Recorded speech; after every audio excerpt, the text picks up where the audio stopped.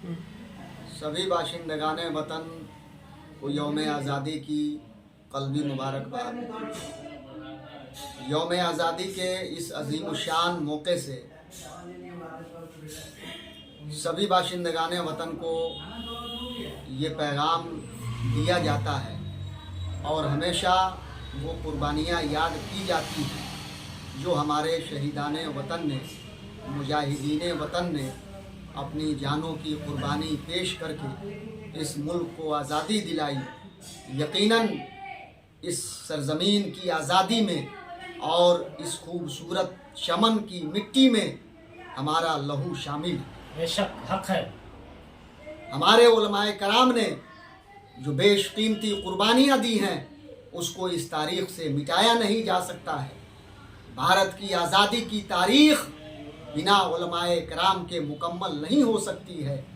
और ये ऐसा मुल्क है कि जहाँ मुख्तलिफ मज़ाहिब, मुख्तलिफ धर्म के मानने वाले लोग रहते हैं और इस खूबसूरत मिलन को मुल्क हिंदुस्तान कहा जाता है। बेशक सुभान अल्लाह, सुभान अल्लाह, हक है। और ये आज़ाद हिंदुस्तान, ये जुल्म से आज़ादी, नफ़रत से आज़ादी, वो लोग इस पैगाम को याद रखें कि ये वो सरज़मीन है, ये वो पाकीज़ा और मुक़द्दस सरज़मीन है कि जहाँ नफ़रत की खेतियाँ नहीं होती हैं, नफ़रत की बीज नहीं लगते हैं, नहीं उगते हैं नफ़रत के बीज। इसलिए नफ़रत करने वालों को सिद्क़ दिल से तौबा करना चाहिए और मुल्क हिंदुस्तान की आज़ादी का जो पैगाम मोहब्बत है, अमन व सलामती का जो पैगाम है, इस पर अमल करने की ज़रूरत है।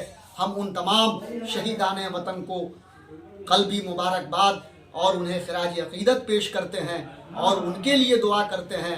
साथ ही इस मुल्क की अमन व सलामती, तरक्की और खुशहाली की हम दुआ करते हैं। और ये मुख्तसर पैगाम उन तमाम बाशिंदगान वतन को क़ल्बी मुबारकबाद कि अपने दिलों से यौम आज़ादी के दिन हम ये अहद करें कि हमारा दिल नफ़रत, बुग़्ज़, हसद, कीना, झूठ, ग़ीबत, चुगलखोरी से आज़ाद हो जाए तो यकीनन हमारा क़ल्ब और उन शहीदान वतन की रूहें खुश होंगी कि जिन्होंने अपने कीमती लहू से इस भारत को आज़ादी दी। बेशक बेशक सुभान अल्लाह, हक है।